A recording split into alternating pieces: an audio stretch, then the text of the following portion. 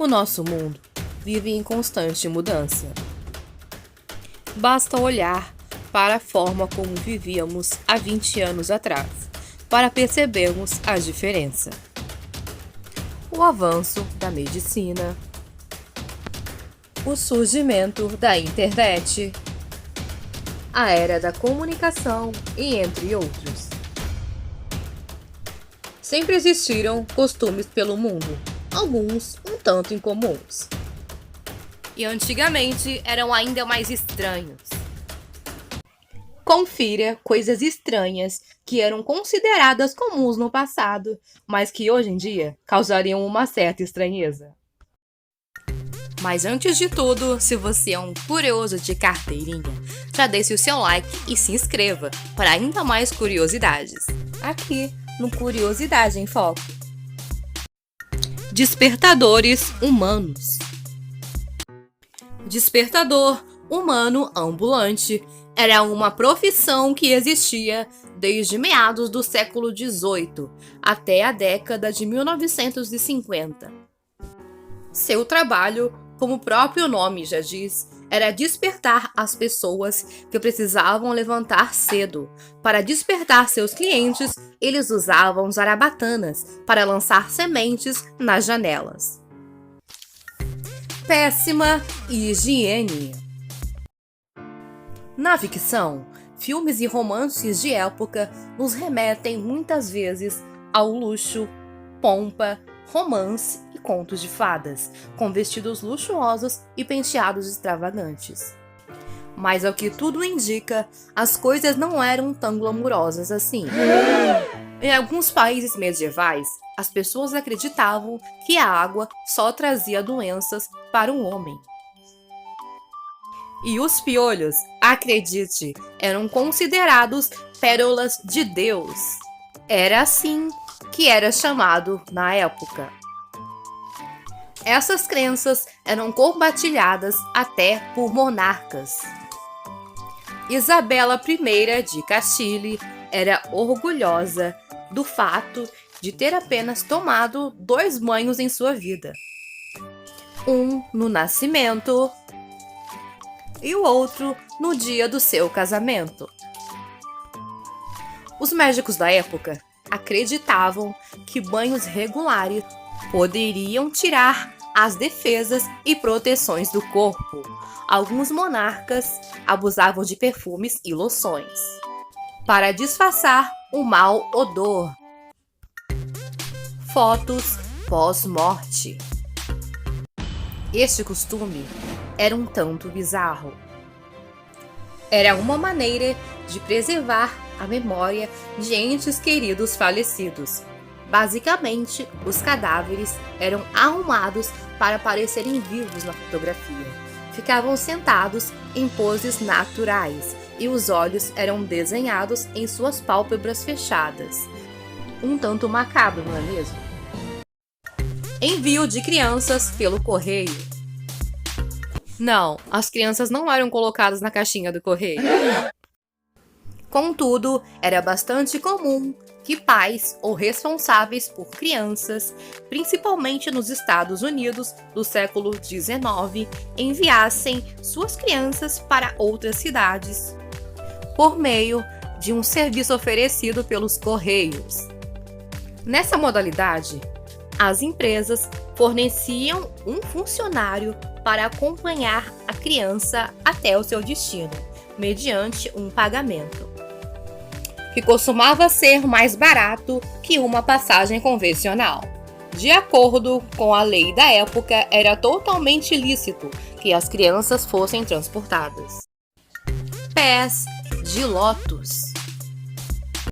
Na China, a tradição dos pés de lótus começou no século X, quando o imperador Liu pediu para a dançarina Yao Niang para amarrar os pés em forma de lótus, uma flor aquática com muitos significados para os países do Oriente, e dançar na ponta dos pés.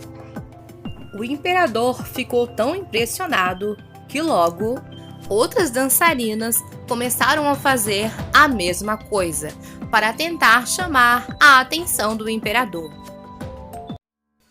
Pouco tempo depois, esse costume de amarrar os pés de forma a modificá-los tornou-se tão popular na China que no século XIX, 40% a 50% de todas as mulheres tinham pés de lótus, enquanto que para a classe alta esse número estava próximo dos 100%. Era uma característica tão importante que garotas com pés considerados normais tinham menos chances de se casar. Este costume deformava totalmente os pés, causava deficiências locomotivas permanentes para a maioria das mulheres e uma dor para o longo de suas vidas. Foi a partir da Revolução Chinesa e a instauração da República Popular da China que, em 1912, essa prática foi definitivamente banida. Atualmente, é possível encontrar pouquíssimas mulheres com pé de lótus, sendo elas idosas que ainda vivem em zonas rurais, com suas marcas, dores diárias e tradições. Bebês pendurados nas janelas. Em 1930, nos Estados Unidos, alguns pais adotaram o método de pendurar seus filhos pelas janelas de seus apartamentos. O médico Luther M. Holt usou pela primeira vez o conceito arejar em 1894. Ele dizia que era importante para o bebê entrar em contato com temperaturas mais frias. Ele dizia em seu livro de que o pensamento era de que, com isso, o bebê poderia suportar melhor doenças e resfriados comuns quando fosse mais velho, ou seja, aumentaria sua imunidade. Segundo ele, era necessário o ar fresco para renovar e purificar o sangue, que era tão necessário para a saúde e o crescimento quanto a alimentação adequada. O apetite seria melhorado, a digestão, as bochechas ficariam rosadas e todos os sinais de saúde seriam vistos. O que ele não esperava era que os pais seguiriam esse conselho a todo custo. Alguns pais não possuíam nenhum tipo de jardim ou espaço ao ar livre. E então, improvisaram um tipo de suporte para manter os filhos em contato com as tais temperaturas citadas por Holt. Em 1906, uma mãe chamada Eleanor comprou uma gaiola de arame e pendurou na janela do seu apartamento em Nova York. Sem opções à venda, a mãe usou esse método para deixar sua filha Anna dormindo ao ar livre. Por conta dessa demanda, em 1920 começaram a aparecer produtos com este mesmo intuito. O berço possuía dimensões de 36 × 24 × 27 centímetros. Diziam que ele foi admiravelmente adaptado para apartamentos na cidade. Assim, inúmeros pais passaram a adotar as gaiolas para bebês, principalmente nos Estados Unidos e Inglaterra. O ápice foi em 1930. Contudo, no século XX, esse costume começou a ser questionado. E aparentemente, pendurar seus filhos nas janelas passou a não ser considerado tão seguro. Procedimentos médicos duvidosos. A falta de conhecimento médico em anatomia fez com que fossem adotados métodos um tanto duvidosos na antiguidade. Em 1350, uma mulher era aconselhada a fazer xixi em uma semente de trigo como teste de gravidez. Se as sementes brotassem, significava que estava grávida. Uma outra maneira era colocar um dente de alho na sua vagina. Na manhã seguinte, um médico sentiria o seu hálito. Se o hálito da mulher estivesse com um aroma de alho, ela também estaria grávida. Um outro procedimento médico do passado era a trepanação. Consistia em perfurar um pequeno orifício no crânio para expor o cérebro.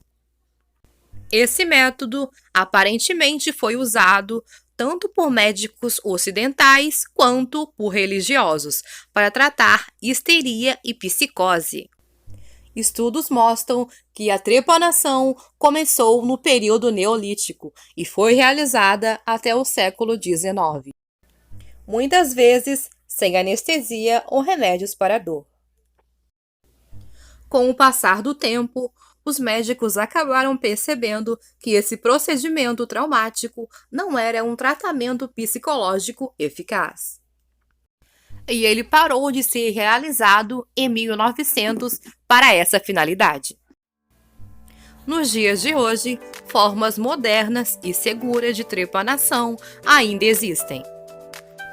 Porém, neurocirurgiões a fazem para aliviar temporariamente a pressão no cérebro, devido ao inchaço ou a um sangramento.